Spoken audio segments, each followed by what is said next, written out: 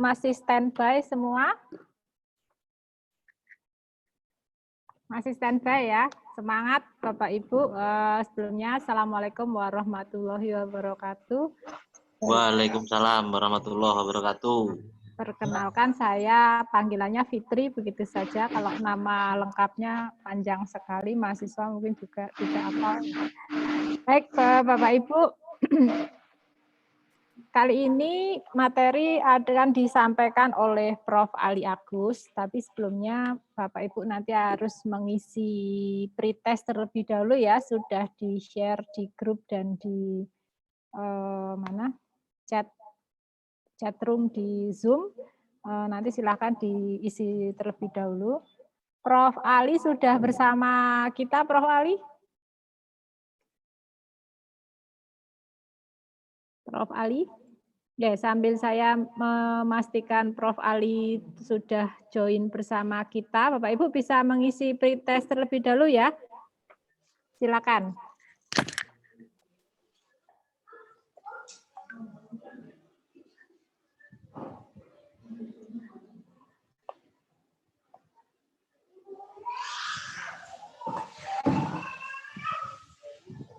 Pak Ali sudah gabung ya Pak bersama? Ya, sudah. Ya, sip. Yeah.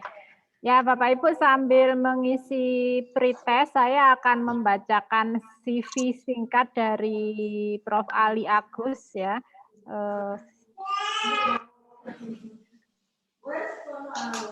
Nama Profesor Dr. Insinyur Ali Agus, DAA, DA, IPU, ASEAN Eng. Beliau saat ini adalah dosen di Fakultas Peternakan UGM. Jadi sejak 2 periode nggih Prof. Ali dari 2012 sampai 2016 dan ini 2016 insya Allah sampai 2021. Pengalaman beliau ini sudah tidak diragukan, berderet-deret banyak sekali nggih. Prof. Ali menyelesaikan S1-nya di Fakultas Peternakan UGM, kemudian S2 di Prancis, S3 demikian juga, dan mendapatkan sertifikasi insinyur profesional utama dan ASEAN Engineer tingkat ASEAN.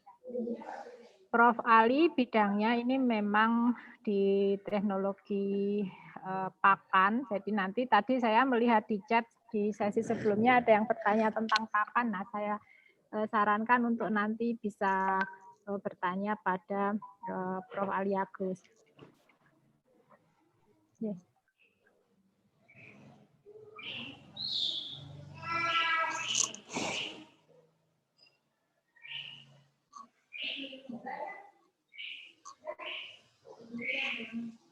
Bapak Ibu, mungkin pretestnya tidak sulit ya, bisa dikerjakan sambil kita memulai sesi. Monggo Prof. Ali Agus untuk memaparkan materi tentang bahan pakan dan manajemen pemberian pakan sapi. Monggo Prof. Ali, waktu dan tempat saya persilakan. Baik, terima kasih Bu Fitri, Bapak sekalian yang saya hormati, para peserta pelatihan yang berbahagia. Selamat pagi, salam sejahtera bagi kita semua.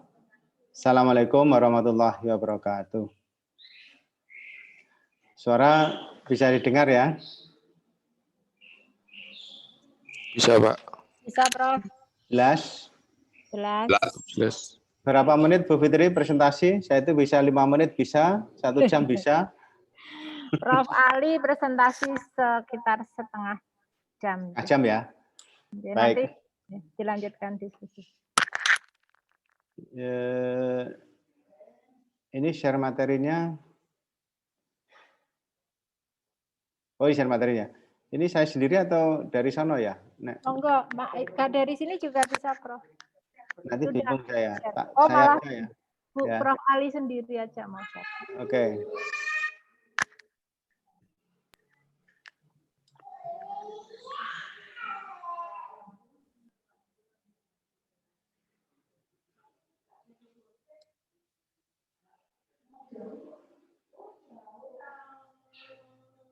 Sudah bisa ya, sambil nunggu proses transisi untuk supaya saya bisa mengoperasikan presentasi ini.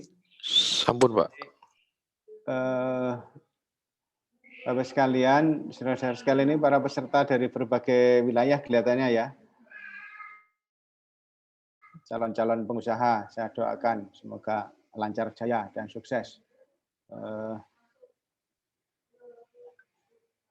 Ini kok PPT-nya belum keluar ya? Pak Ali share sendiri, Nje. Oh, sebentar. Berarti share dari bahan saya ya? Baik, baik. Ya. Bahan saya di mana nih?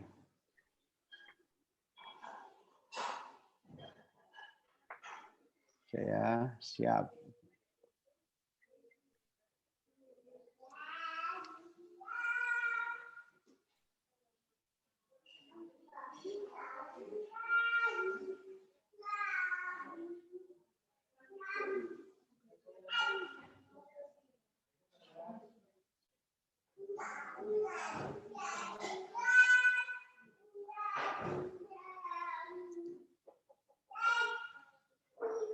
Ini udah kelihatan belum ya?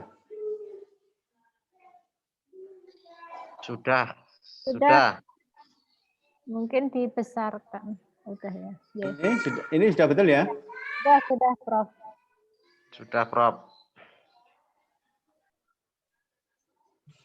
Baik,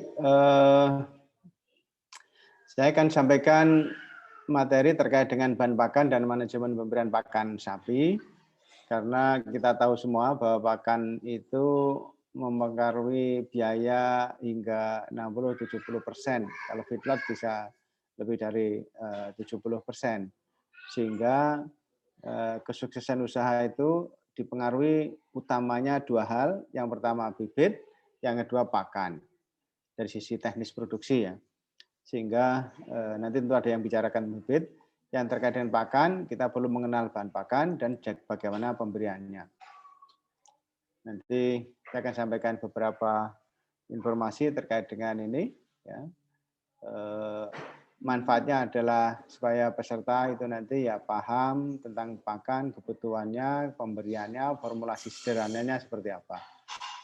Nah, Bapak sekalian, permasalahan umum yang terjadi di tempat kita, khususnya di Indonesia ini, terkait dengan kualitas pakan. Kalau sapinya itu mendapatkan pakan yang kualitasnya jelek, otomatis sapinya kurus karena apalagi sapi-sapi bunting.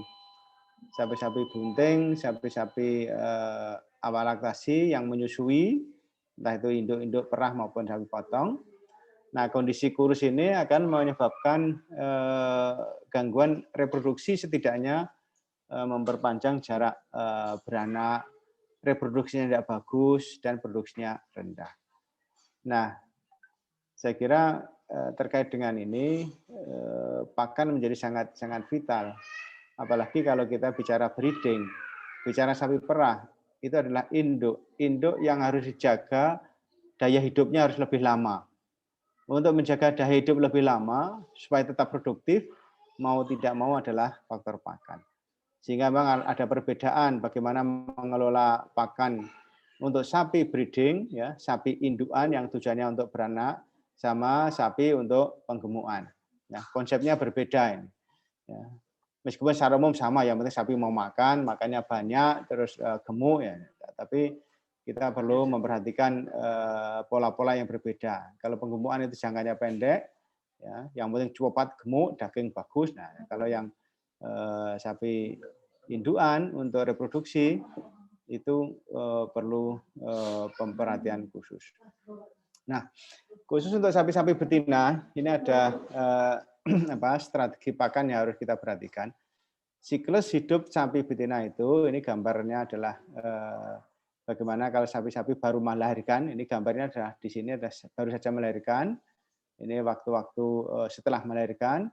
Triwulan pertama, triwulan kedua, triwulan ketiga, jadi 3 bulan pertama, 3 bulan kedua, 3 bulan ketiga misalnya, sapi itu pasti mengalami penyusutan bobot badan, jadi bobot badannya turun. Nah, produksi susu secara alamiah grafiknya seperti ini. Grafik ini tergantung tipenya. Kalau sapi perah ya bisa mungkin angka di sini bisa 40 liter, 30 liter. Nah, tapi kalau sapi potong ya mungkin cukup bisa 6 liter, 8 liter barangkali ya di awal-awal itu. ada yang kurang produktif ya bisa hanya beberapa liter saja. Nah, masa kritis ini di triwulan pertama ini. Jadi 3 bulan pertama setelah melahirkan itu adalah masa kritis, ya. Oleh karena itu sebenarnya kita bisa melakukan program seleksi sapi induk, itu calon betina induan bagus atau tidak. Itu bisa melihat pola bagaimana kondisi tubuh ternak, tingkat kegemukan dan kekurusan ternak itu lihat dari sini. Jadi 3 bulan pertama sejak melahirkan itu, kalau sapi itu mampu beradaptasi, penyusutan bobot badan tinggi, tidak merusak, dan dia bisa survive, ini bagus. Tapi setelah itu, misalnya setelah 3 bulan, dia bisa recovery cepat. Nah, artinya bobot badannya segera setelah 3 bulan, ya cepat. Ini adalah salah satu ciri-ciri paling gampang untuk dilihat. Ini saya kira mungkin perlu kajian lebih lanjut. Itu calon-calon induk yang bagus. Jadi dia mampu melakukan adaptasi metabolik dan adaptasi fisiologik terhadap perbedaan status fisiologis ternaknya, termasuk adaptasi pakan. Nah, karena pada saat awal laktasi ini merupakan mau tidak mau mengorbankan tubuhnya untuk produksi susu untuk anaknya, mereka kurang energi, protein, mineral, bobot badannya menurun, masa kritis untuk reproduksi. Sehingga di sini perlu intervensi pakan. Sehingga kenapa, saudara sekalian, kalau mencermati induk-induk itu yang pernah melahirkan biasanya bisa dilihat dari tanduknya. Kalau tanduknya itu ada ringnya, kok kan itu ada ring di tanduk itu sebenarnya pertanda dia pernah suatu masa kehidupan itu mengalami kekurangan gizi, khususnya mineral yang berlebihan. Nah, kekurangan mineral berlebihan itu biasanya di akhir kebuntingan dan di awal kelahiran. Inilah pentingnya pemahaman ini. Nah, itu nanti mempengaruhi reproduksi. Nah, prioritas penggunaan nutrien itu beda-beda. Kalau di awal laktasi itu terutama untuk produksi susu, setelah itu baru reproduksi, pertumbuhan, dan hidup pokok. Kalau sudah kedua itu prioritas berubah, jadi reproduksi itu diprioritaskan. Maka produksi susu mulai turun nih. Ya, produksi susu mulai turun. Ini berlaku secara umum baik sapi potong maupun sapi perah. Nah, setelah itu untuk laktasi, untuk pertumbuhan. Kalau sudah yang masuk ketiga ini ya, itu juga masih reproduksi karena kalau seandainya sapi ini bunting, ya sapi bunting tentu untuk memikirkan gizi embrio serta calon pedet, ya, itu juga menjadi penting sehingga pertumbuhan, pokok hidup, dan laktasi. Ini pola umum ya bagaimana prioritas penggunaan nutrien selama siklus hidup. Nah, terkait dengan pakan, ini kebetulan saya berusaha untuk istiqomah. Saya lebih dari 20 tahun ini mengembangkan teknologi pakan. Jadi di awal-awal tahun 97, 98, ya jadi sudah lebih dari 20 tahun yang lalu, saya itu fokus bagaimana memperbaiki kualitas limbah pertanian, khususnya jerami padi. Sehingga jerami padi itu ya kita tingkatkan kualitasnya. Karena jerami padi itu kualitasnya rendah, ya, sehingga sapi kalau mengonsumsi hanya jerami ya nggak akan pernah gemuk. Itulah teknologi yang kami kembangkan 20 tahun yang lalu itu dengan teknologi fermentasi jerami padi atau tape jerami. Itu sudah lebih dari 20 tahun yang lalu.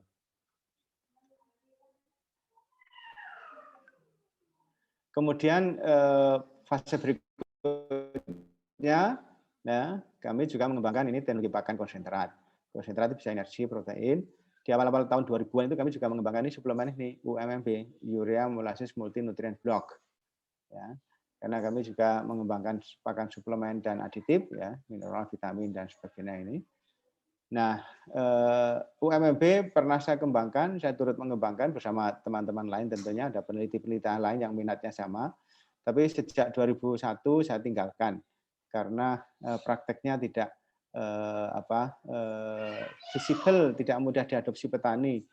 Di samping biaya cetaknya, tapi setelah itu diberikan kepada sapi, sapinya tidak mau jilat-jilat itu, tapi sama petani juga diremuk lagi, sudah dalam bentuk blok itu diremuk lagi, sehingga percuma membuat dalam bentuk blok ini. Makanya saya mengembangkan ini HQFS, High Quality Feed Supplement. Ya, ini hanya permainan formula, jadi formula kandungan energi, protein. Jadi High Quality Feed Supplement ini adalah kandungan formula pakan konsentrat yang energinya tinggi, proteinnya tinggi, mineral, dan vitamin. Kalau bahasa umum kami beri nama HQFS itu dengan nama Permata. Permata itu singkatan dari pakan yang kandungan protein, energi, mineral, vitaminnya komplit lengkap dan tinggi kandungannya. Nah, setelah itu masuk ke complete feed, jadi pakan fermentasi komplit. Ini adalah kombinasi, ada hijauannya, ada konsentratnya, ada suplemennya di sini, mineral, vitamin, dan sebagainya, sehingga pakan komplit. Tetapi pakan komplit ini kita fermentasi. Ya. Kita fermentasi sehingga termasuk konsentratnya pun juga difermentasi. Kenapa fermentasi? Karena kita mengandalkan hijauan ya tidak rumput, tapi limbah pertanian sebagai sumber serat. Konsentrat pun juga berasal dari limbah pertanian, limbah industri yang kandungan seratnya tinggi sehingga tidak mudah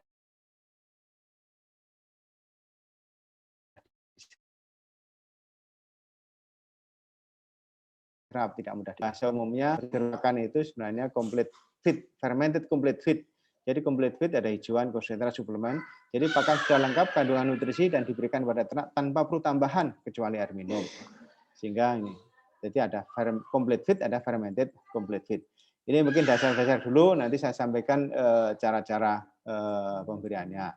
Nah, memberi pakan sapi itu ada beberapa pola. Pola kalau di padang bangunan, misalnya kayak di luar Jawa yang lahan luas, ada pastura atau padang penggembalaan, itu bisa mengandalkan grazing, ya 100% itu dari lapangan, bisa rumput lapangan atau rumput budidaya. Seperti di Australia, New Zealand itu mengandalkan grazing ini karena lahannya luas. Di Australia itu untuk sapi potong, ya, rasio 1 ekor dengan luas padang bangunan itu tergantung tingkat kesuburan. Kalau subur, bisa seperti di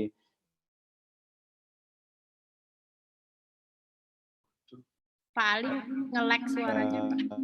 Australia, Queensland. Queensland itu rasionya rata-rata 1 ekor itu memiliki jatah 8 hektar. Gitu. Kalau di Northern Territory sampai ke tengah itu di Alice Spring dan sebagainya itu bisa 30 hektar itu, 30 hektar untuk 1 ekor karena di sana padang pasir, rumputnya sedikit. Nah, maka jangan bandingkan dengan Indonesia ya. Australia karena grazing mengandalkan rumput lapangan, lahannya juga luas, kepemilikan dan penguasaan lahan luas itu bisa grazing. Kalau di Indonesia mungkin di NTT, NTB, atau di Sulawesi, atau di beberapa tempat yang punya lahan luas. Nah, bisa juga cut and carry, jadi petani yang ngarit, ya, kemudian bawa pulang, masukkan kandang, dan hijauan, 100% hijauan diberikan. Nah, biasanya ditambahi pakan sumber energi atau konsentrat, tambahkan sedikit mungkin dedak padi, atau polar, atau apalah yang untuk tambahan ya. Sehingga ini biasanya sistem tradisional. Kalau di luar Jawa mungkin orang yang nggak biasa melihara sapi, wah kok kita jadi budaknya sapi, harus ngarit, cari rumput, diangkut, bawa pulang ya. Nah itu dipikul atau diangkut pakai kendaraan bermotor, motor atau mungkin mobil. Tapi kalau di Jawa hal ini sudah biasa, memang sudah adat dulu karena sapi itu juga rojo koyo ya. Nah kemudian sistem yang lain yaitu feedlot, ya, sapi penggemukan, ya, karena durasi pemeliharaan pendek, ada 2 pola pemberian pakan. Total mixed ration atau complete feed tadi seperti saya gambarkan di atas, jadi hijauannya, konsentratnya dicampur jadi satu dengan ukuran partikel yang tertentu. Ya, ini total mixed rations. Masing-masing punya kelebihan dan kekurangan dibandingkan dengan konsentrat dan hijauan secara terpisah. Jadi konsentrat diberikan dulu, setelah itu hijauan diberikan kemudian. Pengalaman saya di feedlot, jadi konsentrat diberikan itu setelah diberikan pakan habis, hijauan diberikan dan tidak boleh lebih dari 2 jam. Ya. Jarak antara konsentrat dan hijauan itu tidak boleh lebih dari 2 jam. Kenapa demikian? Karena untuk menghindari adanya asidosis. Nah, bahan-bahan pakan apa saja yang biasa digunakan? Ya. Menurut klasifikasi bahan pakan itu ada pakan hijauan kering seperti jerami dan juga rumput kering, hijauan pakan, ada diproses jadi silase, jadi hijauan pakan ini rumput, tebon jagung atau menjadi silase. Nah, bahan pakan konsentrat ini sumber energi atau sumber protein, ada sumber mineral, sumber vitamin, ada aditif, hormon, antibiotika, dan sebagainya. Kalau hormon-hormon sudah banyak dilarang ya, dan memang sudah lama dilarang. Nah, ini beberapa bahan yang diklasifikasi untuk memudahkan pemahaman kita. Nah, bahan pakan apa saja? Contoh misalnya sumber energi, kalau ini konsentrat ya, ada bekadul, polar, jagung. Ini tergantung dari Bapak sekalian di lingkungan masing-masing itu adanya apa ini. Ya, sumber energinya ini apa saja. Nah, sumber protein apa saja. Kalau di luar Jawa saya kira cukup banyak, misalnya bongkel kelapa sawit misalnya. Ada bahan lain ya, ini sumber protein. Sumber mineral juga bisa macam-macam ya. Yang paling banyak adalah misalnya tepung batu kapur, garam dapur misalnya, ini yang paling banyak dan gampang ditemukan. Ini jenis-jenis bahan. Jadi saudara sekalian nanti tinggal memetakan sekitar kita itu ada apa. Ya, bahannya apa yang mudah tersedia dan itu bisa digunakan. Nah, bahan pakan potensial di Indonesia itu apa? Nah, salah satunya ini kalau di wilayah Indonesia Barat dan Timur, Sumatera, Riau ya, dan di Papua, Ambon dan sebagainya itu kebun sagu rakyat ini cukup banyak, sehingga sagu itu merupakan salah satu. Nah, jadi limbahnya itu bisa dimanfaatkan untuk bahan baku pakan ternak.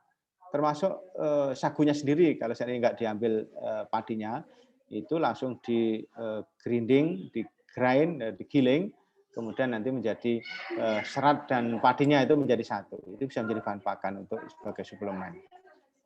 Nah, ini salah satu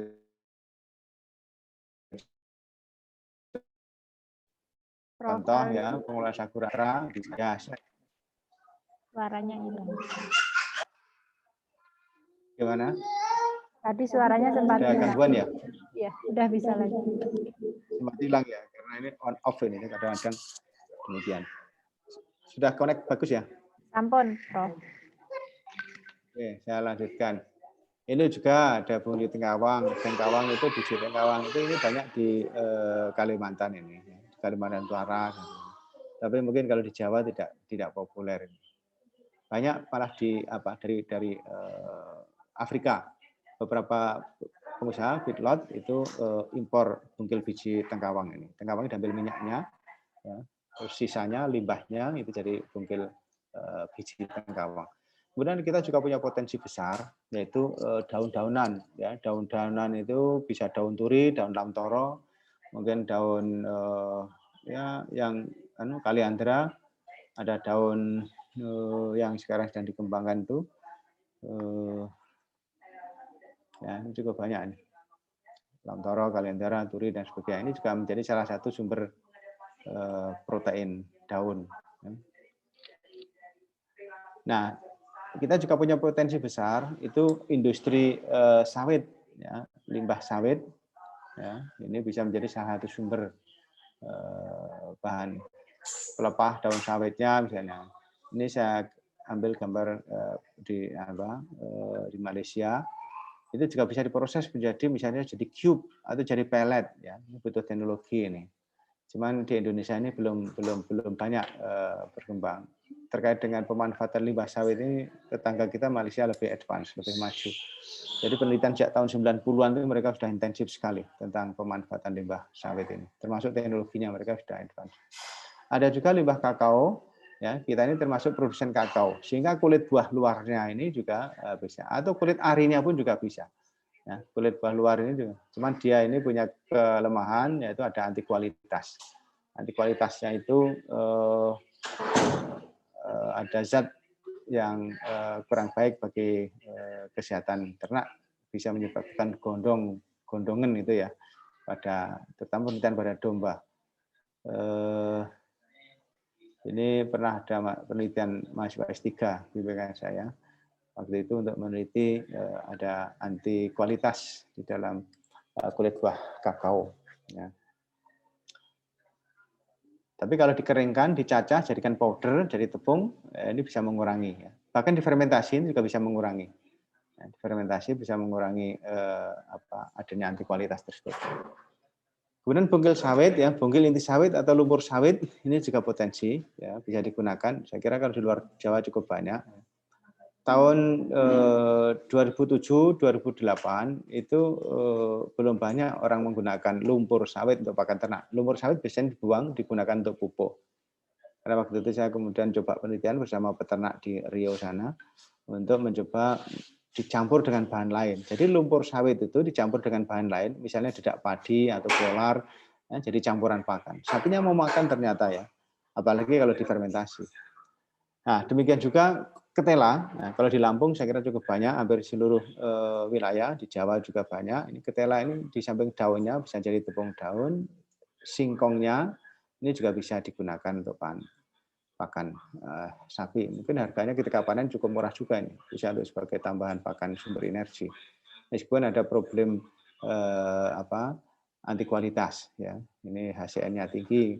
Tapi kalau dikeringkan, dicuci itu bisa mengurangi jumlahnya sehingga tidak mengganggu kesehatan ternak. Sisa perasan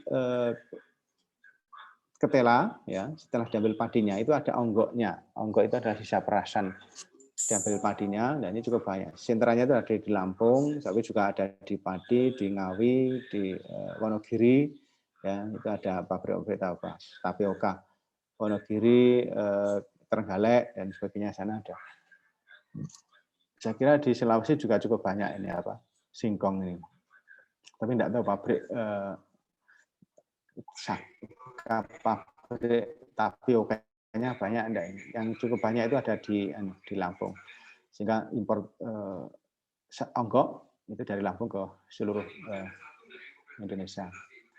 Kita juga ada potensi sorghum, ya ini tahan kering, tapi kita tidak banyak. Kalau 30-40 tahun yang lalu cukup populer ya sorghum ini. Saat ini sudah mulai banyak ditinggalkan orang. Tapi perusahaan-perusahaan feedlot ini sekarang mulai menanam sorghum. Kenapa sorghum? Karena sorghum itu kandungan proteinnya lebih tinggi. Dia bisa ditanam, kemudian diambil tebonnya.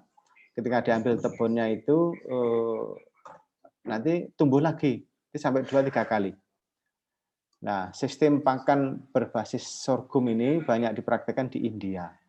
Jadi di India itu petani-petani di India itu nanam sorghum sebagai pakan, ditebang pada saat hijauan masih masih segar dan belum berbunga, belum berbiji, itu dipotong. Setelah itu tumbuh lagi, ya, regrowth, ada tumbuh lagi.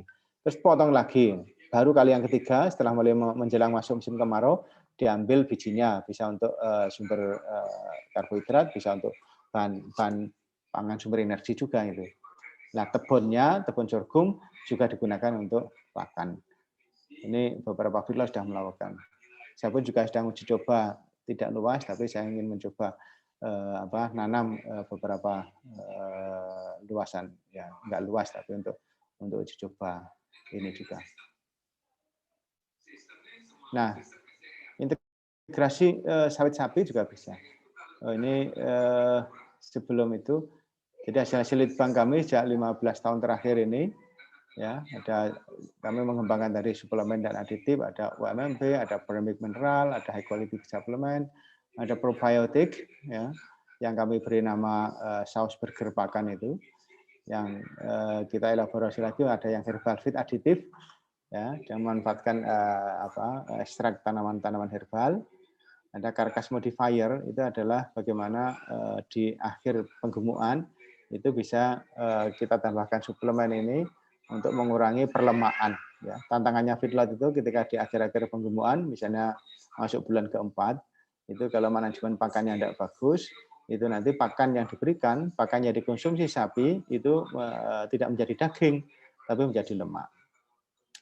Dan juga pakan konsentrat, ini beberapa diadopsi oleh perusahaan-perusahaan mitra kami di swasta.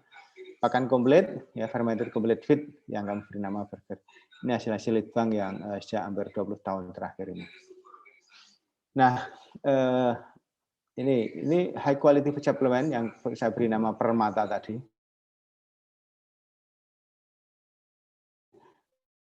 Protein, energi, mineral, vitamin. Jadi T-nya 70%, proteinnya di atas 20%, ini rata-rata kita pada 24%. Makro mikromineralnya juga komplit. Ini penelitian yang kami awali tahun 2004-2005 itu, yang ini suplemen diberikan cukup 1 kilo, 2 kilo ya. Ini waktu itu memang untuk penelitian. Sehingga ini kita produksi langsung dalam kemasan-kemasan kecil untuk menu sapi setiap hari atau setiap 2 hari sekali. Penelitian itu cukup menggembirakan hasilnya, khususnya untuk sapi perah, responnya langsung bagus. Nah, ini beberapa contoh ini kami mendesain sendiri juga. Ini kebetulan ada industri, ya. Ini feed mill, mesin-mesin yang sederhana. Ini double mixer horizontal yang double kita buat. Ya. Ini kapasitasnya bisa 200 ton sampai 250 ton per hari, ya. Karena kebetulan sapinya cukup banyak. Kapasitas sapi sekitar ada 13.000 ekor ya, sehingga butuh pakan konsentrat setidaknya 250 ton per hari. Kalau yang skala kecil kami pernah mengintroduksi yang itu tadi high quality feed supplement atau pakan permata. Ini pernah di Jawa Timur kita kerjasama untuk membuat feed supplement, ini bahan-bahan bakunya. Waktu itu karena sasaran adalah sapi perah, kita beri nama susu AA, suplemen multinutrien. Karena di industri sudah ada yang produksi namanya susu A. Nah nanti kalau kita buat merek susu B, nanti dikira kualitasnya lebih rendah. Nah, kita bikin HGFS tidak dalam bentuk pelet, ya, tapi dalam bentuk ya hanya formula biasa. Jadi mesti dalam bentuk mesh. Kita beri nama susu AA. AA juga bisa disingkat dari Ali Agus juga bisa. Nah, supaya enggak. Nah, pemberian 1-2 kg per ekor per hari itu sebagai tambahan, terutama di awal laktasi tadi. Kemudian untuk proses fermentasi ya meningkatkan kualitas gizi dari misalnya limbah pertanian, jaring padi, pucuk tebu dan sebagainya. Ini kita ada teknologi yang sudah lama sebenarnya. Ini adalah hampir 20 tahun ya. Saat ini mulai populer ya 10 tahun terakhir ini ya, ketika kita promosikan tentang konsep burger pakan ini, fermented complete feed. Ini ada kita memerlukan molasses ya, dan ini multimicrobe-nya yang kami beri nama saus burger pakan itu. Ada juga yang lain tadi herbal ini untuk unggas, herbal probiotik, suplemen probiotik herbal. Kita juga sedang kembangkan itu. Nah, bagaimana kalau membuat proses fermentasi? Ya, ini kalau mau mengadopsi pola yang sedang kami kembangkan, yang telah kami sekarang cukup banyak diadopsi.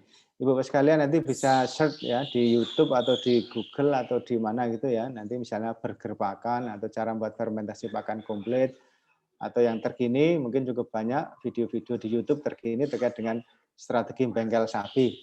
Nah itu nanti Anda bisa baca sendiri ya. Kalau dulu fermentasi itu butuh waktu lama, ada yang 3 minggu, 2 minggu, 3 hari paling cepat. Saat ini kita buat fermentasi itu cukup 8 jam, ya, sehingga ini bisa cepat. Mudah-mudahan nanti Anda ada kesempatan untuk melihat videonya, atau kalau seandainya trainingnya tidak online, mungkin bisa melihat di lapangan, lihat program bengkel sapi yang kami kembangkan. Ya. Ini foto lama, ya, ketika awal-awal kami masih mengembangkan, ini tahun 2008-2009 ini ya.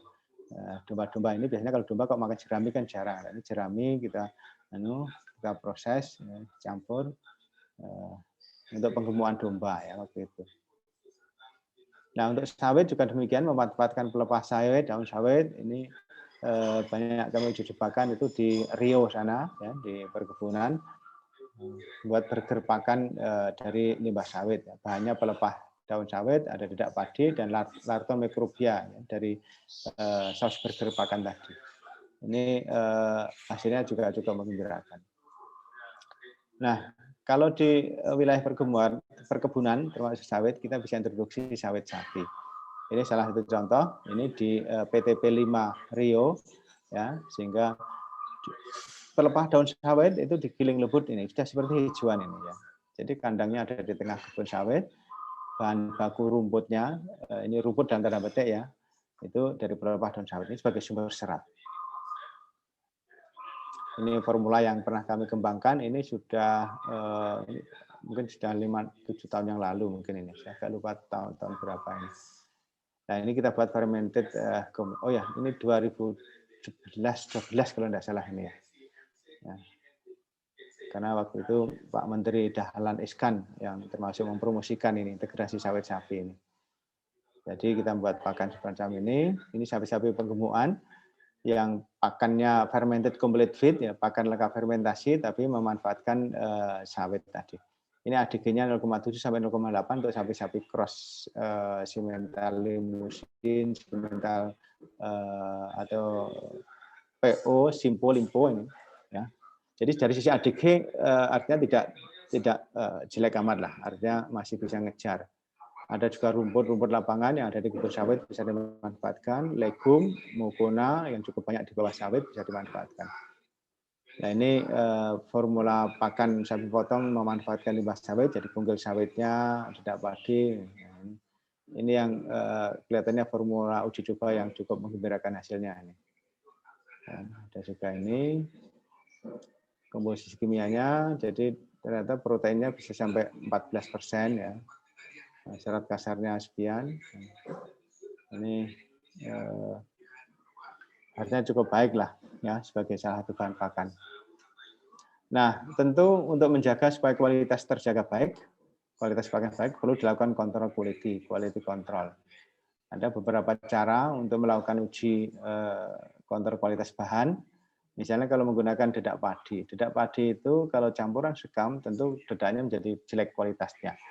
Sehingga sampai saat ini jarang sekali peternak khususnya ayam, ya, ayam petelur, ayam broiler misalnya, ayam petelur apalagi sudah tidak banyak yang menggunakan dedak padi karena campuran sekamnya tinggi.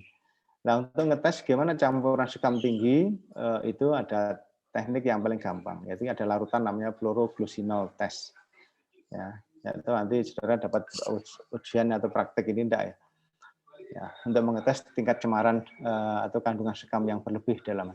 Demikian juga di bahan yang lain, kalau protein bahan baku protein tinggi, kadang-kadang dicampur dengan urea. Kita juga bisa membuat tes urea. Itu bisa diteteskan begitu, di dalam ini warnanya berubah, ini berarti ada kandungan ureanya tinggi. Kalau kandungan urea tinggi, kalau manajemen pakan tidak bagus, itu bisa keracunan. Ada juga homogenitas tes, itu bisa menggunakan tes kadar garam, ya, bisa dilakukan. Kemudian juga untuk mengecek kemurnian bahan, itu bisa dilihat di mikroskop ya. Nah, demikian juga tes cepat untuk mineral. Berat jenis juga bisa dilakukan untuk mengetes ke pemalsuan ya. Pemalsuan bahan itu dari bahan baku. Tes berat jenis ini adalah mengukur volume berat. Jadi berat per volume. Misalnya kalau jagung, jagung pipil itu idealnya bobotnya sekitar 750-an sampai 800 kilo per liter. 800-an gram per liter misalnya. Tapi suatu ketika ditimbang loh, jagung itu harusnya 800 gram per liter, kok ketemunya 850. Berarti di situ ada bahan yang lain. Ya. Bahan yang lain itu misalnya ada campuran, mungkin jangan-jangan ada batu atau ada paku, kawat, baut, mur dan sebagainya, bisa jadi ini. Nah, saya kira itu secara cepat, Bapak sekalian. Ini waktunya berapa menit ini, Bu Fitri? Iya Pak, nanti masih ada. Pas 30 menit ya. Halo. Kelihatannya ada video atau apa yang mau ditayangkan, silahkan nanti kita kalau ada tanya jawab diskusi dan sebagainya. Monggo. Prof. Ali, terima kasih. Bapak Ibu, sebelum kita nanti diskusi ya, mungkin banyak pertanyaan yang ingin disampaikan ke Prof. Ali. Mengingat kalau pakan ini kan yang paling utama dalam pemeliharaan sapi dan mungkin porsi pembiayaannya cukup besar begitu ya. Jadi bagaimana kita bisa efisien dalam manajemen pakan, nanti kita diskusikan dengan Prof. Ali sebagai pakarnya. Tetapi sebelumnya kita akan melihat sedikit tayangan tentang pembuatan burger pakan ini di lokasi Prof. Ali Agus. Kebetulan saat ini mungkin termasuk daerah rawan bencana enggak Prof, di atas kondisinya bagaimana? Mudah-mudahan lumayan masih jauh, mudah-mudahan enggak sampai. Ya. Sekitar masih 15 kilo dari puncak. KRB 2 kalau enggak salah. Ya. Silakan Mas Brian untuk menayangkan video, jadi bisa kita lihat. Harusnya kalau tidak online kita bisa berkunjung langsung ya ke laboratorium atau di Prof. Ali.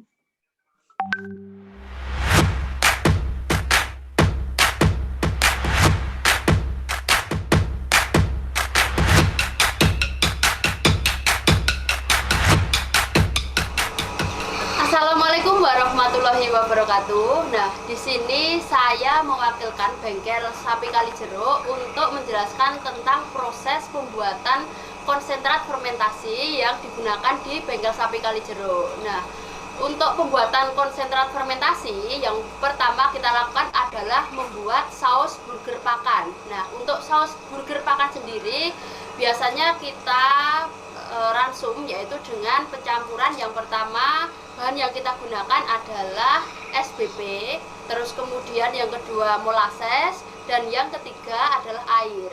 Nah, untuk dosisnya atau takarannya yang digunakan itu adalah untuk 200 liter air biasanya kita tambahkan molasses sebanyak 25 kilo, terus kemudian untuk SBP kita tambahkan 20 sampai 25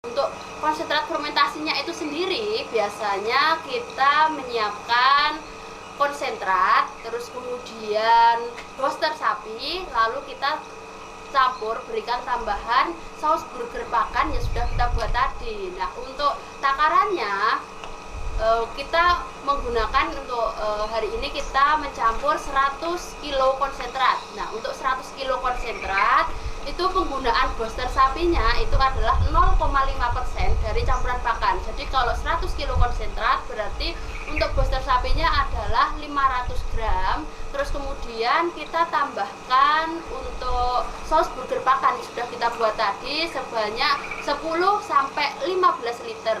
Terus kemudian nanti kita aduk rata semua bahan mulai dari konsentrat, terus kemudian booster, lalu dengan diaduk juga rata dengan tambahan saus burger pakannya tadi. Nah, setelah 3 bahan itu tercampur rata, nanti konsentrat fermentasinya itu agar jadi nanti harus ditutup rapat. Nah, kondisi yang ditutup rapat ini itu nggak perlu anaerob. Nah, jadi hanya perlu ditutup misal pakai terpal atau mungkin bisa langsung dimasukkan ke dalam karung-karung kayak gitu bisa. Nah, jadi nanti silahkan untuk ditutup rapat pakai terpal. Nah, setelah 6 sampai 8 jam konsentrat fermentasinya sudah bisa diberikan ke ternak.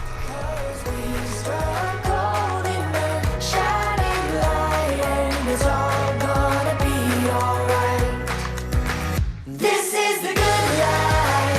Oh, oh, oh. This is the good life.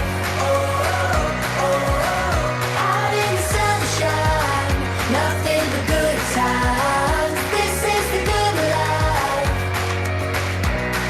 This is the good life. Whoa, oh, oh, oh. Whoa, oh, oh, oh, oh. Whoa, oh, oh, oh. Whoa, oh, oh, oh. Terima kasih telah mengikuti proses pembuatan konsentrat fermentasi di Bengkel Sapi Kalijeruk. This is the good life. Oh, oh, oh. Baik, Bapak Ibu, sudah kita saksikan ya bersama cara pembuatan pakan burger pakan sapi. Baik, ada yang perlu kita diskusikan, monggo Bapak Ibu untuk Eko. Ya, saya mau tanya kepada Prof. Ali, moderator. Apakah diperkenan? Silakan Pak Hakiki untuk menyampaikan pertanyaannya pada Prof. Ali Agus. Berkaitan dengan ini, Prof, apa namanya? Jarak konsentrat dengan hijauan. Ya, halo, bisa dengar suara saya? Halo? Agak pelan, Mas Hakiki. Halo, bisa dengar suara saya, Bu Fitri? Bisa, tapi agak pelan, agak dikeraskan dikit, Mas Hakiki. Oke. bersinggungan dengan materi tadi, Pak Prof, terkait jarak pembelian konsentrat dengan hijauan itu tidak boleh melebihi kurun waktu 2 jam untuk menghindari asidosis. Nah, apakah ada faktor lain selain pemberian konsentrat selain dengan jarak pemberian hijauan? Soalnya pengalaman saya perdana berternak itu terdapat 3 sapi yang terjangkit asidosis yang tidak diketahui sebabnya gitu. Tiba-tiba muncul akibat laminitis di kaki-kakinya di 3 ekor sapi tersebut. Apakah ini disebabkan faktor lingkungan atau ketinggian dari permukaan air laut di dataran saya juga kurang tahu. Itu pertanyaan. Yang kedua, apakah teknik pengawetan pakan melalui fermentasi untuk jerami padi ini apakah dianggap efisien ketika diaplikasikan di peternakan yang skala besar tapi tidak juga terlalu kecil. Artinya untuk populasi 50-100 ekor apakah ini efektif, Prof? Karena biaya kos untuk proses fermentasi ini juga tinggi untuk membiayai SDM apa segala macam itu. Apakah kira-kira efektif? Itu yang saya tanyakan kira-kira.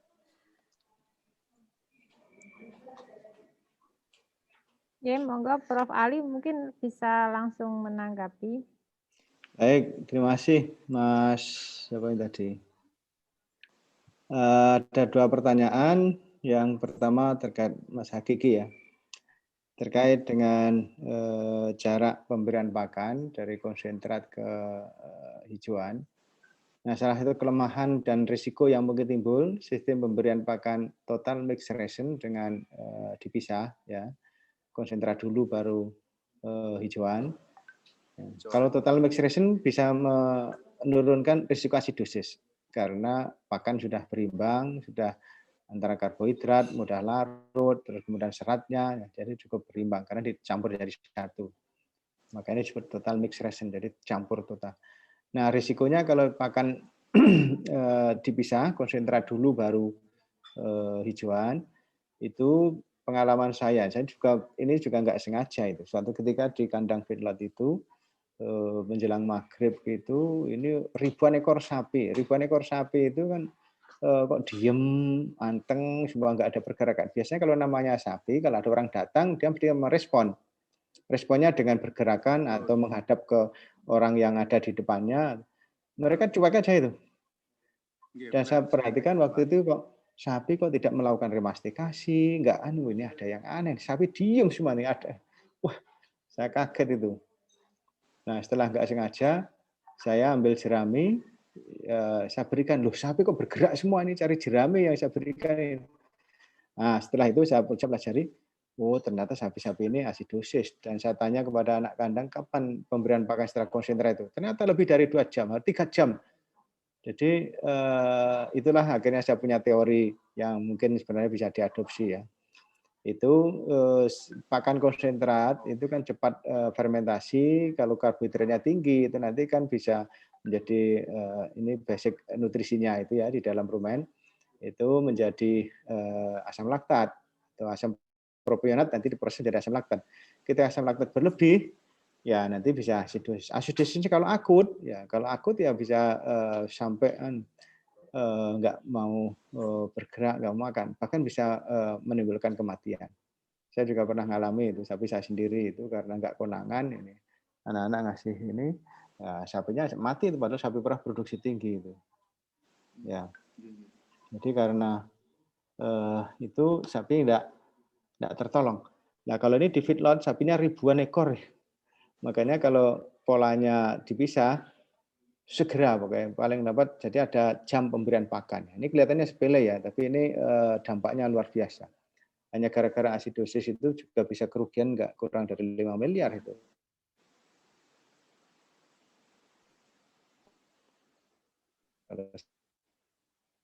Halo Prof. Ali.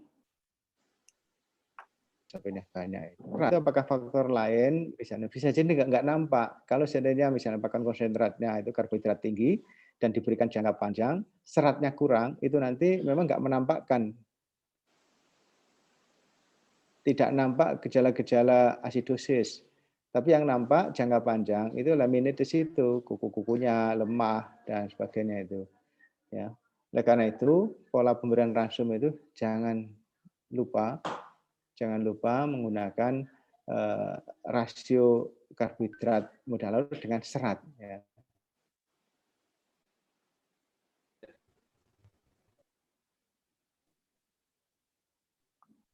Prof. Ali, suaranya menghilang. Nah, ini sebenarnya yang ya. Ya, nggih. Tadi Hilang sempat ya? terputus, nggih. Sudah kok. Ya, nyambung lagi ya. Ampun. Nah, nutrisi serat ini dalam sistem penggemukan sapi dengan feedlot itu di akhir-akhir penggemukan di bulan-bulan keempat misalnya, itu ternyata sangat penting itu. Itu kaitannya dengan konversi nutrien, energi mau menjadi daging atau menjadi lemak. Itu ada faktor serat ya. Tapi ini belum banyak kajian ya. Saya sendiri juga belum tuntas untuk melakukan kajian-kajian ini karena saat ini masih fokus ke yang lebih simpel yaitu melalui konsentrat.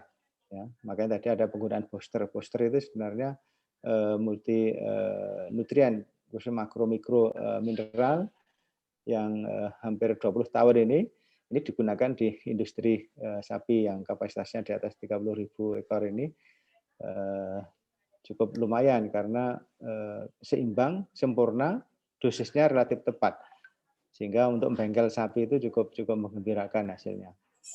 Nah, itu kira-kira Mas ya, kenapa akhirnya saya membuat pola tidak boleh lebih dari 2 jam.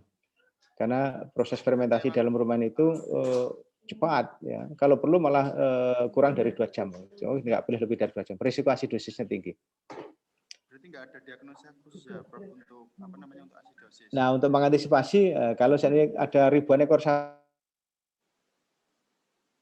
diagnosisnya gimana? Kalau cuma 1-2 ekor aja kelihatan nih, sapi kok diem itu kelihatan.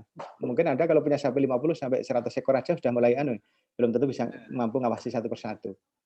Kalau anak kandang, kita serahkan anak kandang juga belum tentu care. Tugasnya mereka itu ngasih makan, rampung, masalah di asistosis sakit atau enggak. Makanya kita yang harus proaktif untuk mengontrol. Saya pun juga sering ngontrol itu kadang-kadang malam hari. Sapi ada apa? Apalagi kalau sapi-sapi perah produksi tinggi.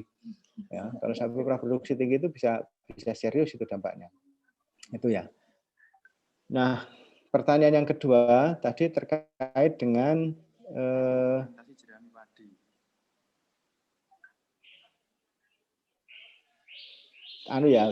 apakah efektif atau tidak ya jerami padi fermentasi.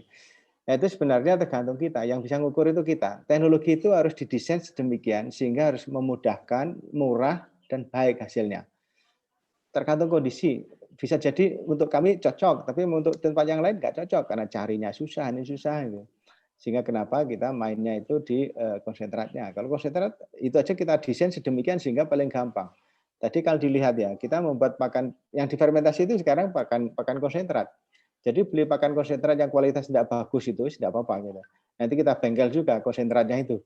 Jadi daripada kita buat pabrik pakan konsentrat sendiri, bahan bakunya kan kurang bervariasi, lebih rumit. Lebih baik beli pakan konsentrat meskipun kualitasnya nggak bagus, tidak apa-apa. Ketika pakan konsentrat tidak bagus, sampai di kandang kami perbaiki, kita lengkapi, ditambah ini, tambah itu akan lebih gampang. Karena apa? Jadi kalau siang misalnya pakan konsentrat difermentasi,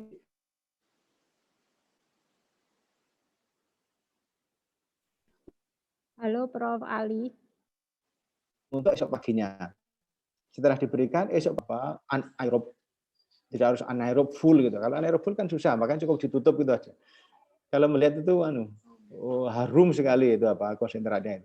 Ini penelitian pertama tahun 2004-2005 itu ya ketika kami uji cobakan di lapangan, sapi itu sampai ngejar. Loh, ini ada pakan fermentasi sampai lepas dari kandangnya itu ngejar itu. Ya, itu sejak itu saya mulai berminat lebih serius untuk mendalami tentang ini. Jangan-jangan ada faktor aroma yang meningkatkan konsumsi. Nah, kami juga melakukan penelitian itu, memang nggak kami publikasikan. Ya.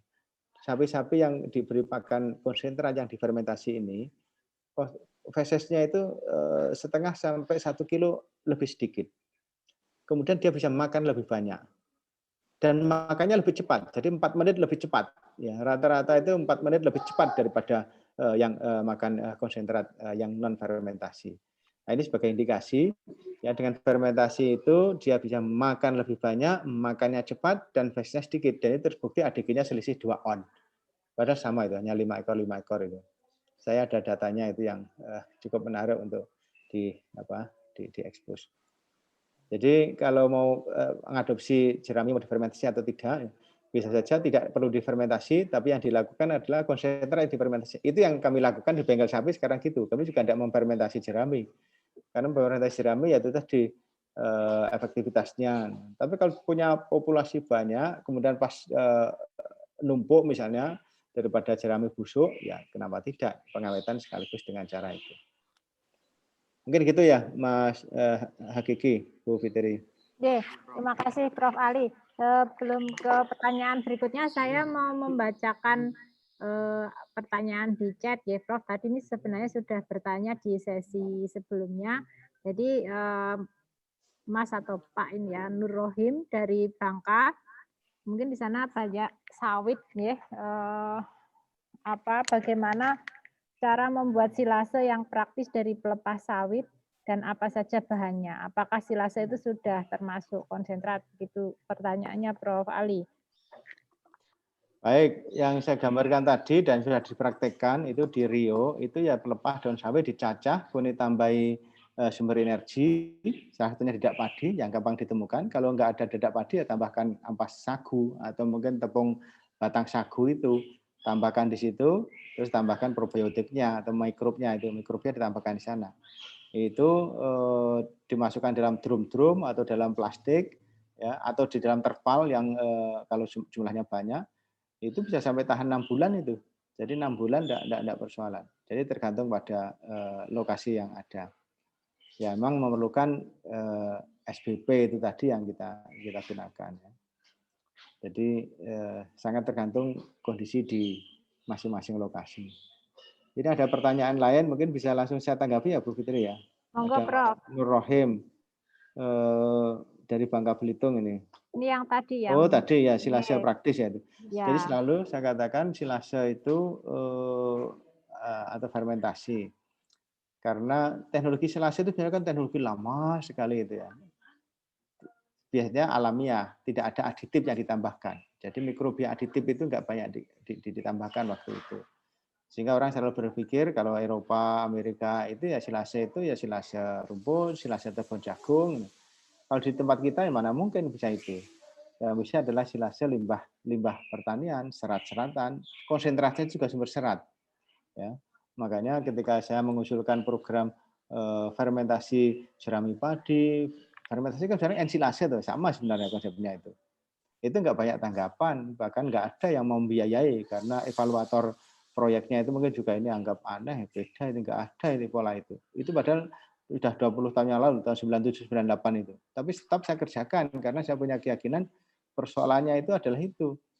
Enggak ada. Kalau dulu jerami kan amoniasi. Amoniasi itu kan enggak ada tambahan lain-lain yang enggak efektif. Maka sejak itu kami berpikir ya tambahkan yang lain. Tambahkan sumber energi, tambahkan probiotik, bahkan tambahkan mineral. Makanya bertahap tadi akhirnya sampailah fermented complete feed. Jadi pakan komplit lengkap, pakan lengkap difermentasi.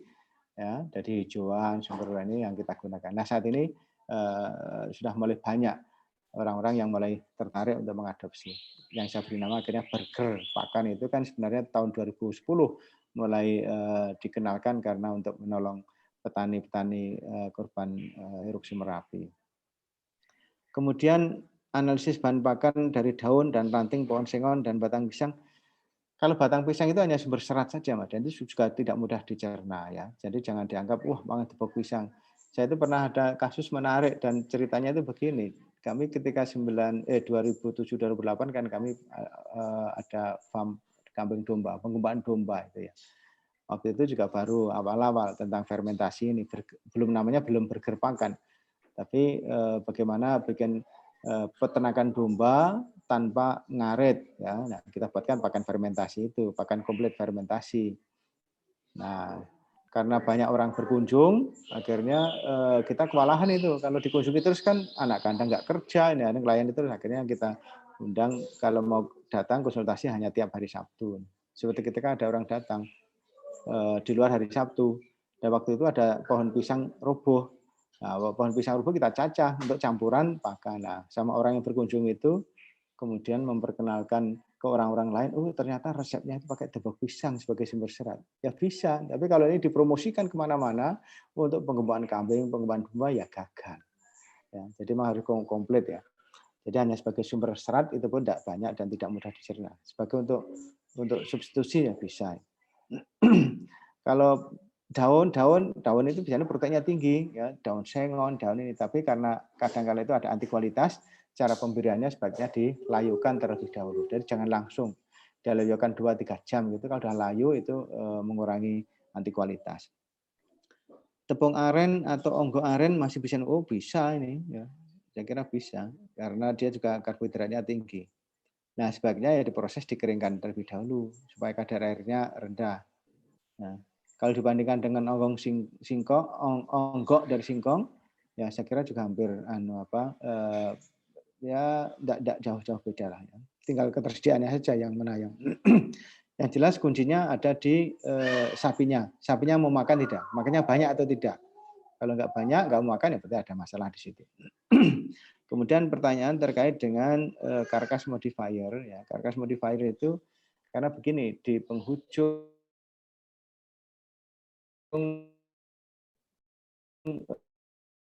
Prof, putus-putus nyun sewu. Halo, Prof. Penggemukan biasanya. Halo Prof Ali, mungkin bisa diulang sedikit, tadi terputus-putus. Di bulan-bulan terakhir, tapi memang belum komplit. Putus-putus ya. Karkas modifier itu masih belum masih perlu terus kita uji coba. Memang sudah menghasilkan doktor 1 ya karkas modifier itu. Ya. Tapi ini masih perlu dielaborasi lagi. Saat ini yang sudah firm ya itu konsep bengkel itu. Tapi kalau untuk karkas modifier masih perlu penelitian lebih lanjut ya. Karena itu unsur-unsur mikro itu ya, unsur-unsur itu terutama unsur-unsur mineral, unsur-unsur aditif yang ramah lingkungan termasuk penggunaan herbal. Kemudian Pak Masyuri, Mas Sufyan Masyuri dari Madiun, bahwa penggunaan konsentrat fermentasi untuk pengembangan sapi dagingnya susut banyak bila perjalanan jauh atau ganti konsentrat non fermentasi. Sebenarnya tidak. Yang sering susut banyak itu kalau peternak itu banyak menggunakan itu ampas tahu. Ampas tahu itu sebenarnya kelihatannya pakannya bagus tetapi kurang. Dan fermentasi ini memang rekomendasi saya itu untuk penggemukan yang umurnya pendek. Jadi kalau sapi-sapi untuk reproduksi jangka panjang, rasio penggunaan pakan konsentrat fermentasi itu harus dibatasi.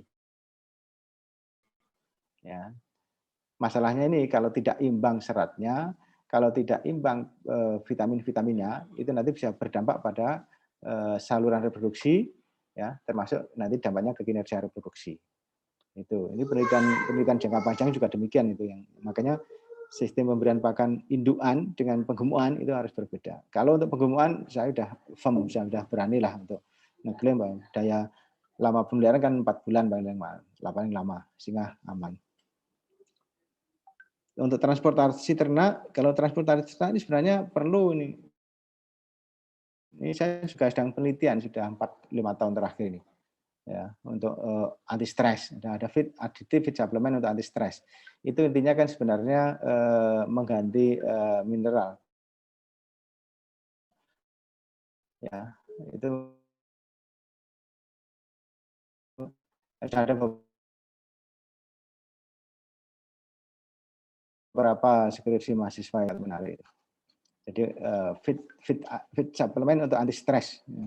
Tinggal ditaruh di air minum itu. Diberikan sebelum sapi berangkat, diangkut, ya sampai seminggu setelah sapi sampai di kandang.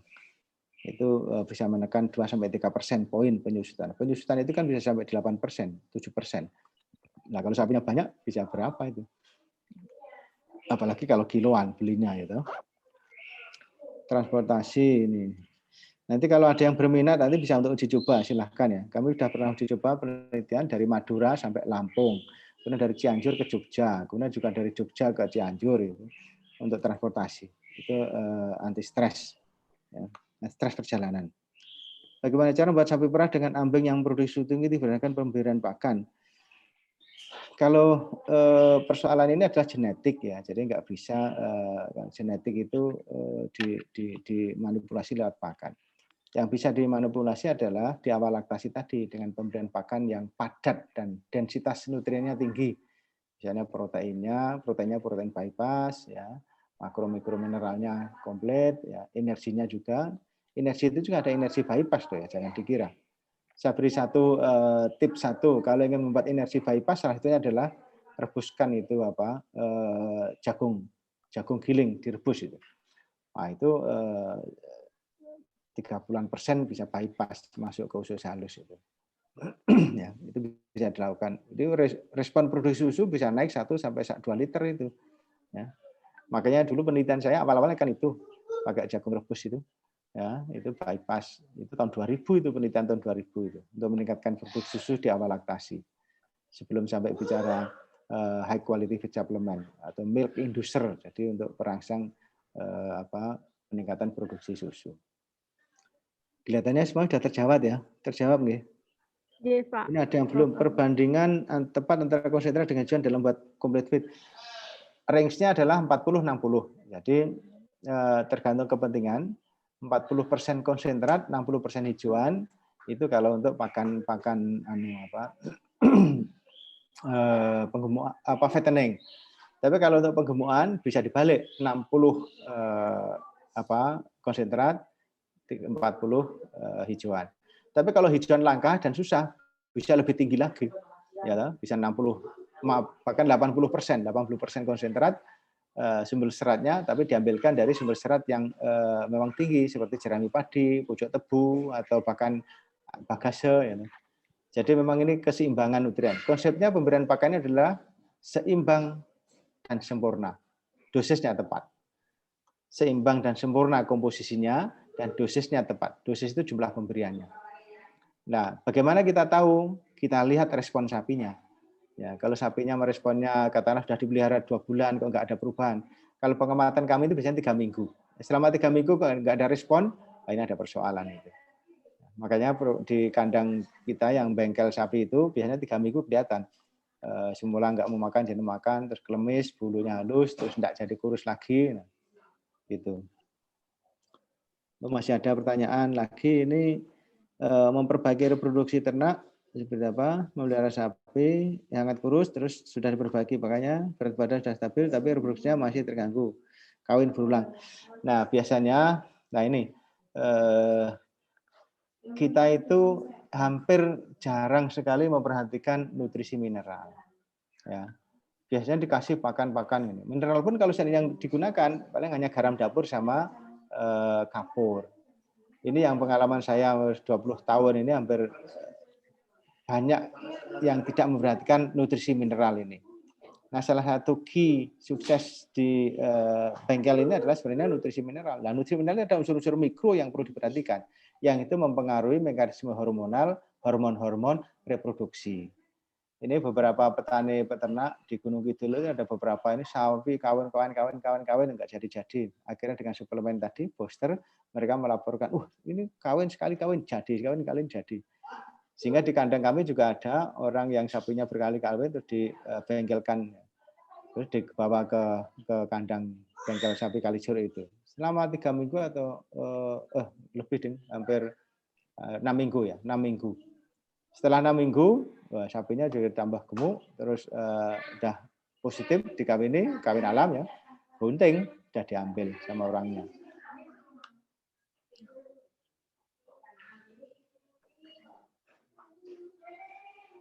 Kalau untuk minta video ya boleh, nanti panitia bisa ini. Nanti kalau mau sebenarnya search di YouTube cukup banyak kok itu cara membuat pakan konsentrat fermentasi. Dan nanti cari search di YouTube itu ada. Nanti saya kira ini bisa dibagikan nih. Limbah di Bangka lumayan banyak ya, tanyakan bagaimana cara menyusun limbah-limbah tersebut menjadi pakan. Ya, diformulasikan. Ada resepnya tadi, sumber energi, sumber protein, ya, rasio penggunaannya diperbanyak. Sumber energi itu bisa dari serat, bisa dari karbohidrat seperti padi. Ya, sehingga kalau mau ada seperti ini, nanti Pak Nur Rohim Didaftar aja bahan-bahannya apa saja. Kami sering kok memberikan advice kepada kelompok tani ternak. Pak, saya punya bahan-bahan ini formulanya seperti apa? Kami buatkan. Orang Madura, dari Banyuwangi, dari Magetan, ya. Peternak-peternak yang sekarang ini kan peternak-peternak muda ini kan sudah mulai bersemangat. Ada yang punya 15 ekor, ada yang 50 ekor. Nah, pakan konsentratnya seperti apa? Bahan-bahan sana di list saja, daftarnya apa? Nanti kami bantu buatkan formulanya. Jadi nggak bisa membuat misalnya seperti ini, itu kayak apa. Tergantung bahannya apa, harganya berapa, sehingga nanti kami bisa membantu membuatkan formula yang harganya menarik, ya harganya lebih murah, tapi kualitasnya bagus. Ya.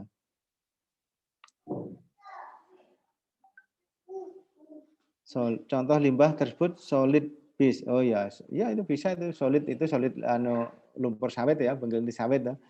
Campurkan itu 30-40% dengan dedak padi, dengan polar atau dengan konsentrat bisa itu.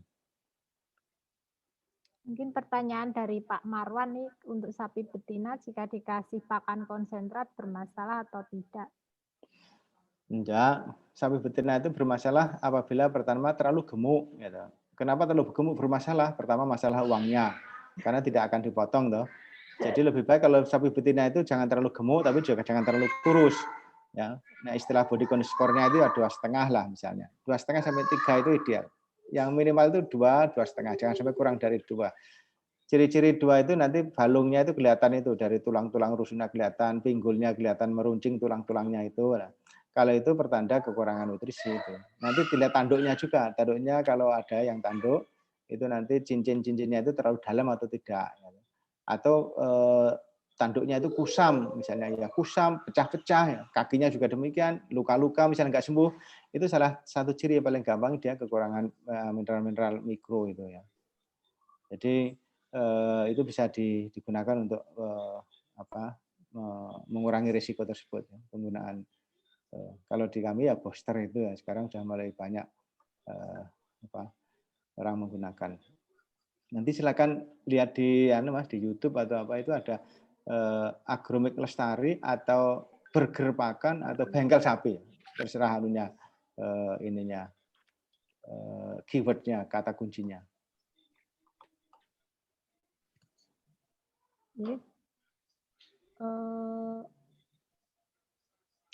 Ini yang pertanyaan dari Mas Koko ini ya. Koko ya.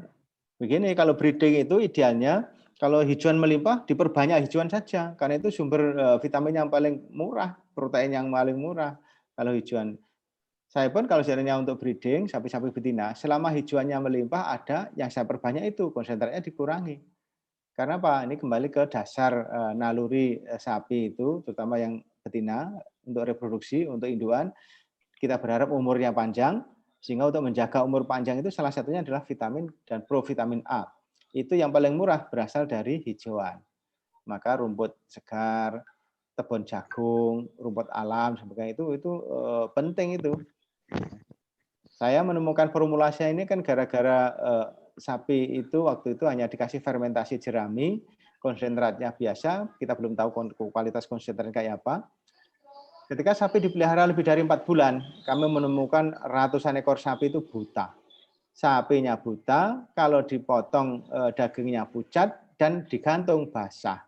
Wah, itu tahun 2001 itu saya mengalami agak stres itu karena itu. Saya bertanggungjawabkan tapi menyebabkan sapi buta matanya.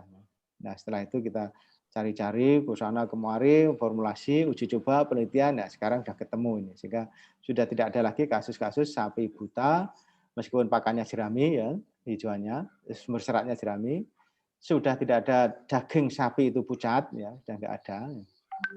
Dan kalau digantung pun juga ada basah. Untuk waktunya, Prof. Waktu apa? Maksudnya sehari semalam tuh bagusnya dikasih berapa kali atau gimana, karena di sini kadang ada yang ngomong yang penting pagi sama sore, terus pagi siang malam kayak gitu-gitu. Kalau kami mempraktekkan gini, konsentrat 2 kali, hijauan juga 2 kali, plus malam itu kita sediakan jerami. Ya, sehingga malam itu di tempat pakan itu ada jerami. Itu untuk mengantisipasi ketika sapi-sapi itu misalnya kok merasa sebenarnya ketersediaan serat di tempat pakan itu obat alami bagi sapi-sapi yang risiko kena asidosis. Karena habis makan konsentrat itu. Makanya di tempat pakan itu harus selalu tersedia. Harus tersedia itu jerami itu. Sehingga kalau malam itu isinya hanya jerami aja itu. Ya, jerami kira-kira dia bisa makan 2 kilo itu udah bagus itu. Nah, mana yang terbaik? Ini kan kita harus ngitung-ngitung. Nah, kalau sebenarnya punya sapi ribuan ekor ngasih makan 3 kali ya capek juga energinya, tenaganya. Minimal 2 kali, kalau bisa 3 kali ya lebih baik. Tapi pola yang kami rekomendasikan termasuk yang di feedlot itu pagi konsentrat dan hijauan, siang konsentrat dan hijauan, malam dikasih free disediakan jerami untuk malam hari. Bukan rumput, bukan, tapi jerami. Sebagai sumber serat yang murah meriah. Ya. Ini Terima terkait kasih, dengan Prof. Ya, terima kasih. Terkait dengan manajemen pemberian air minum Prof, sapi pengemukan dan pembiakan itu bagaimana? Dan ini ada beda penanya tapi lanjutannya ya pemberian sistem comboran itu mungkin nanti bisa terkait. Ya. Sebenarnya gini, sapi itu tergantung kebiasaan kok. Kami itu juga punya sapi itu baru dibeli karena biasa dari petani. Biasanya kan dikompor. Setelah di kandang, bakal tidak mau makan itu. Dia butuh waktu adaptasi hampir 3 minggu itu tidak mau makan. Karena kita kasih makannya kan kering. Dia butuh waktu adaptasi. Ya. Sebenarnya tidak persoalan. Selama pakan kering disediakan, air minum juga tersedia di sebelahnya. Sehingga tidak ada sapi kehausan ketika habis makan. Sewaktu-waktu minum itu tersedia sepanjang waktu. Tapi kalau seandainya air minum nggak tersedia sepanjang waktu, misalnya, akhirnya ya teknik komboran itu menjadi salah satu cara. Tetapi ini kan sebenarnya kalau dari sisi konsumsi nutrien tidak menguntungkan bagi sapi. Kenapa tidak menguntungkan bagi sapi? Isinya sudah terlalu penuh dulu. Kalau sudah penuh, maka dia nggak bisa mengonsumsi nutrien lebih banyak. Berbeda kalau dikasih kering. Kalau dikasih kering kan makan, dia akan terkonsumsi misalnya konsentrat 5 kilo, 6 kilo. Kalau sudah di atas 800 kilo itu bisa 10 kilo konsentrat kan sehari ya. Pagi 4 kilo, 5 kilo, langsung habis. Tapi kalau komboran, ya komboran 5 kilo itu bisa 2 ember. Ya, nah itu ada sifatnya bulky atau mengisi perut cepat. Itu faktor kebiasaan. Nah, sapi-sapi tadi setelah masuk di kandang, ya ternyata dia bisa juga itu beradaptasi dengan pakan kering. Sekarang udah adaptasi dengan pakan kering. Jadi kalau komboran itu kan kita energinya anak kandang kan lumayan capek juga itu ngangkut, nambahin. Kalau kering kan tinggal ditumpahkan gitu aja. Kalau sapi mau minum tinggal minum di sebelahnya misalnya. Tapi juga tergantung konstruksi kandangnya ya, mau seperti apa itu. Bagaimana perbandingan antara pemberian konsentrat basah dan kering? Ya yang penting jatahnya itu. Sebenarnya di dalam sana tadi ada acuannya itu sebenarnya kalau konsentrat, kalau untuk penggemuan ya, itu minimal 2% bobot badan, itu paling gampang. 2% bobot badan itu minimal. Kalau saya 2,5 sampai 2,5% itu sudah untuk penggemuan ideal. Ya. Kalau bobotnya 300 ya berarti dia bisa makan 6 kilo. Ya. Kalau dia pertumbuhannya cepat, bisa kita tingkatkan 2,5%. Maka teknik pemberian pakan itu adalah restricted ad libitum. Restricted ad libitum itu diberikan berlebih tapi enggak berlebihan. Yang penting jangan sampai turah-turah. Habis kurang tambahi. Karena sapi kan tumbuh ya. Kalau untuk penggemuan itu kan setiap hari kalau naik 1 kilo, mungkin 2 minggu sekali sudah berubah itu. Pemberian pakannya harus tambah. Kami punya pengalaman menarik itu begini, ketika orang memikirkan, wah sapinya, waktu itu kita juga kemitraan itu, memberikan pakan sapi menurut acuan. Padahal sapi itu sudah konsumsi, sudah naik. Ketika saya lihat, loh ini feedback kok dikasih pakan kok udah habis bersih, ini berarti sapi ini kurang pakan ini. Betul, setelah kita bandingkan, yang satu dibatasi sesuai dengan teori pemberian pakan, kalau yang satu saya loss, diberikan. Pokoknya jangan sampai ada sisa berlebih, tapi tetap jangan sampai kekurangan. Kalau di feedback bersih, halus, pertanda dia kurang pakan konsentrat. Benar itu, selisihnya bisa banyak gitu. Bisa 2 on, 3 on per hari ADG itu.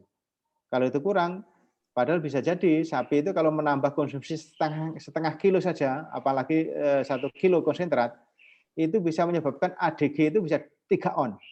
bisa 2 on, jadi 200 sampai 300 gram.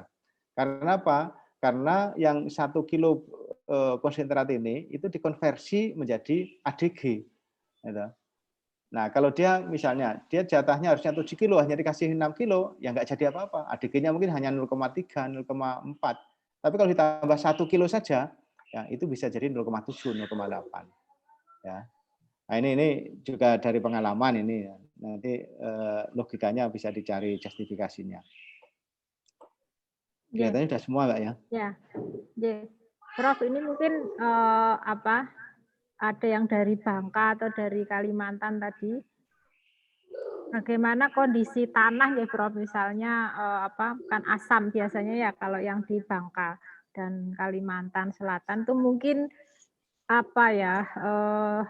strateginya karena mungkin ada kekurangan mineral tertentu atau malah terlepas mineral tertentu yang kaitannya nanti akan menyebabkan gangguan reproduksi juga tentang logam berat sama itu seperti Prof. Ya, betul. Makanya indikasi paling awal itu kalau saya ingin mengembangkan peternakan sapi termasuk padang pangonan rumput yang perlu dianalisis pertama kali sebenarnya paling gampang adalah air. Airnya itu dianalisiskan dulu. Ada enggak logam-logam beratnya, ada enggak ini. Kalau air itu representatif daripada analisis tanah. Analisis tanah kan nanti samplingnya dan sebagainya kan agak susah. Tapi kalau air kan relatif homogen. Jadi artinya spot-spot sampling misalnya areal luasan tertentu misalnya ya. Itu berapa gitu, ngambil spot air di sumur misalnya, itu relatif homogen. Sehingga menganalisiskan kadar mineral-mineral di dalam air itu menjadi penting. Ada beberapa daerah, terutama eks tambang, itu kandungan logam-logam beratnya masih tinggi, seperti CU misalnya. Kami pernah menemui kasus itu di eks tambang di Sorowako, Sulawesi sana. Itu kan tambang timah ya. Di sana itu pernah ada bahkan sering kejadian itu. Waktu itu saya juga hampir percaya, wah ini tanah kutuan ini. Kalau sapi makan rumput di situ, memang rumputnya itu hijau, lebat. Ya. Sapi 2 hari mati. Ya. Setelah itu masuk lagi mati, disebut tanah kutukan. Setelah saya cek, saya pelajari dan sebagainya, oh ternyata di situ konsentrasi logam beratnya tinggi di sana itu. Sehingga sapi itu keracunan CU, ya, kuprum. Nah, karena keracunan ya, maka jangan serta-merta tertipu dengan rumput yang subur, yang ini apalagi kalau lahan-lahan eks tambang. Kalau eks tambang itu kan sudah tereksplor ya. Karena permukaan lapisan tanah di permukaan itu kan sudah diambil. Sehingga mineral-mineral tanah itu yang ada agak di dalam, di bawah permukaan lapisan tanah itu tereksplor. Sehingga ketika ditumbuhi rumput, dia menyerap logam-logam berat. Berbeda kalau tanah itu belum ditambang. Kalau tanah belum ditambang, itu masih tanah-tanah yang organik. Jadi lapisan permukaan tanahnya itu belum banyak cemaran-cemaran logam berat. Itu juga bisa mempengaruhi reproduksi, bahkan mungkin kematian atau kemandulan dan sebagainya. Yeah. Baik Bapak Ibu, mungkin ada sedikit waktu, jika masih ada 1 pertanyaan silakan diajukan ke Prof. Ali. Tidak ada. Izin bertanya Prof. Yeah, terkait penambahan pakan dengan pertumbuhan badan sapi itu idealnya yang bagus itu yang ditambah pakan penguatnya atau hijauannya dengan memandang risiko asidosisnya. Perlu diperhatikan tipe sapinya. Kalau tipe sapinya sapi yang tipe growth-nya cepat dan itu misalnya breed-nya breed Simmental, Limousin dan umurnya umur fase pertumbuhan ya. Itu kalau hanya hijauan saja sayang, tambahkan konsentrat saja. Konsentrat tambah nanti diimbangi dengan hijauannya. Ya, rasio hijauan katakan tadi 40-60 atau 60-40 itu kan sudah relatif aman. Artinya enggak berlebih. Risiko itu enggak terlalu tinggi gitu. Tapi kalau sapi-sapi ini kok misalnya growth-nya ringan, enggak ini misalnya karena konsentrat kan mahal ya. Lebih murah hijauan, lebih murah rumput misalnya. Yang digenjot ya rumputnya. Ya. Jadi memang ada adaptabilitas sapi yang sapi-sapi tropik ya, sapi-sapi tropik itu seperti PO dan sebagainya itu lebih baik yang digenjot hijauan. Kenapa hijauan atau bahkan jerami? Daya tampung rumennya itu lebih tinggi daripada sapi-sapi simental dan limusin. Sapi-sapi simental dan limusin itu kalau digenjot ditambahi sumber serat, hijauan, jerami atau apa, tidak akan nampung dia. Ya, maka yang perlu didorong, yang diprioritaskan adalah konsentratnya. Sehingga volume lambungnya itu kecil. Sehingga kenapa sapi-sapi ini idealnya frekuensi makannya lebih sering. Misalnya sapi-sapi simental, limusin ya, karena lambungnya kecil, itu sebaiknya malah 3 kali sehari, itu akan lebih baik. Karena lambungnya kecil, volume lambungnya kecil. Tapi kalau sapi PO kita dimakan sehari sekali aja enggak apa-apa, dia bisa makan banyak itu. Makan jerami, makanya kalau dilihat coba lambungnya itu, perutnya besar. Kalau yang sapi simental limusin kan langsing. Itu sebenarnya indikasi sapi-sapi tersebut kaitannya dengan volume rumen. Tapi jangan-jangan ini juga adaptasi sapi terhadap lingkungan. Sehingga kenapa sapi PO, kerbau, ya sapi-sapi tropik itu bisa makan pakan yang kualitasnya jelek. Serat-seratan yang jelek itu bisa dikonsumsi dia. Ya. Perutnya itu nampung banyak itu. Ya. Sehingga polanya seperti itu. Ini mungkin masih ada satu lagi, jadi mungkin terakhir ya Bapak Ibu. Beliau mempunyai sapi pedet 5, dewasa 5, tapi ADG-nya kecil sekali. Padahal pemberian konsentrat dan hijauan maksimal. Cuma fesesnya melimpah nih. Banyak fesesnya. Terus pun di Prof ini. Cara paling gampang untuk ngecek sapi kalau fesesnya melimpah, itu ada 2. Apakah fesesnya cair, encer, atau pekat, atau menggumpal. Kalau fesesnya cair, encer, itu ada ketidakseimbangan rasio hijauan, sumber serat, dan energinya. Itu mungkin kebanyakan energi, seratnya kurang. Sehingga laju pakan dalam saluran pencernaan cepat, sehingga langsung dia keluar. Contoh kalau ingin ngecek atau menguji coba paling gampang, coba kasih pakan rumput-rumput yang muda, ya rumput-rumput muda, apa itu biasanya evakuasi bahan pakan dalam saluran pencernaan itu cepat. Terus nanti mesti tidak pekat kotorannya itu, bisa encer dan sebagainya. Tapi kalau kotorannya pekat, itu bisa jadi seratnya terlalu banyak. Seratnya serat yang kualitas jelek, ya, misalnya juramit, pucuk tebu misalnya. Itu bisa dilihat. Maka kalau di peternak rakyat itu, cara untuk mengetes paling gampang adalah lihat konsistensi dan bentuk kotoran sapinya. Dia ini kekurangan energi, kekurangan serat, atau kekurangan protein. Kekurangan protein bisa dari aromanya. Ya, aromanya menyengat, dia kekurangan energi karena proteinnya keluar, amoniaknya keluar. Tapi kalau seimbang, ya nggak bau. Bau itu kan sebenarnya banyak dari amoniak. Makanya penggunaan probiotik itu bisa menambah ya, sehingga amoniak itu nggak keluar, nggak pergi, ya karena terikat, dibantu oleh mikrobia itu diikat oleh. Tapi kalau karbon dari sumber serat itu kurang, ya nanti terevakuasi lagi. Gitu. Sehingga kasus Insainah ya, ibu Insainah ini ya, itu kok sapinya makannya sudah banyak, imbang itu, faktornya nggak seimbang, pakannya nggak seimbang antara karbohidrat ya dan sama karbohidrat ada 2, serat atau yang karbohidrat mudah larut itu dari padi, itu nggak seimbang. Melihat seperti ini, coba dicek, diuji coba dengan kembali ke rumput lapangan dulu ya. Rumput lapangan nanti kotornya kayak apa. Setelah itu diubah konsentratnya. Konsentratnya katakanlah 40%, hijauannya 60%. Nanti seperti apa. Tapi sebelumnya harus dulu harus kasih obat cacing dulu. Jangan-jangan sapinya cacing kan ini. Ya. Dan jenis sapinya, kalau sapi-sapi memang tipe memang milih bibit sapi itu juga unik juga ini. Jadi sapi yang tipe cepat tumbuh itu ada siniknya juga itu milih sapi. Ya. Milih sapi kalau misalnya kakinya kok kecil-kecil, teracaknya runcing-runcing, gitu, cingurnya juga runcing, biasanya dia makannya agak susah. Bodinya bentuknya itu rada di daging itu, lambat itu ininya. Ya. Ada cara-cara milih bibit yang memang itu mungkin belum menjadi teori yang gampang dipraktekkan karena sifatnya subjektif. Jadi orang kalau sudah bisa memilih, oh ini bisa, oh ini jangan. Kalaupun seandainya terpaksa, ya nanti harga, yang main harga. Kami itu ada pedet yang masih kecil itu, umurnya baru 3 bulan aja belum ada itu. Itu aja sudah ada yang minta 24 juta itu. Tapi sekarang bobotnya itu sudah hampir 400 kilo, padahal belum ada setahun itu.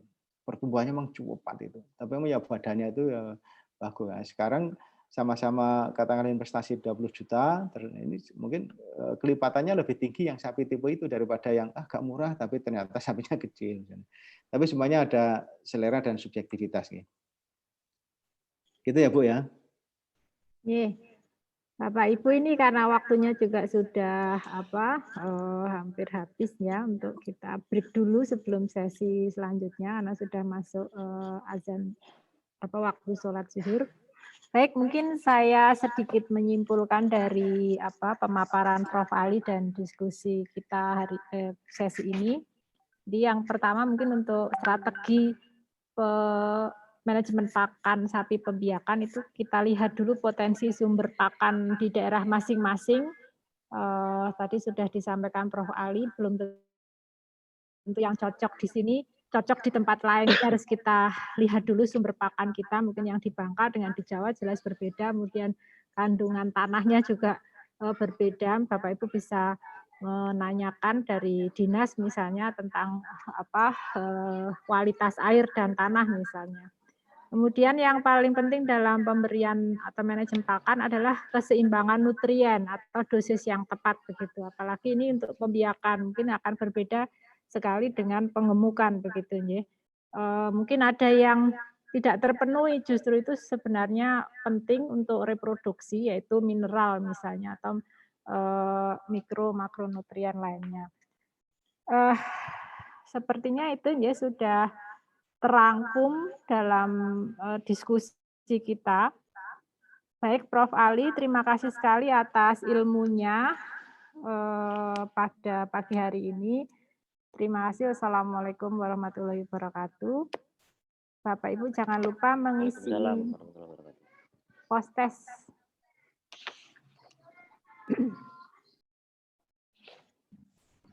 Ya. Terima kasih sekali Prof. Ali.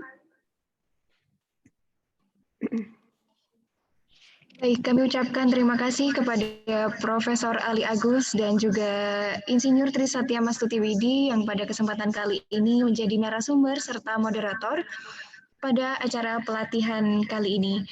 Kepada Bapak Ibu hadirin, setelah ini adalah sesi istirahat, jadi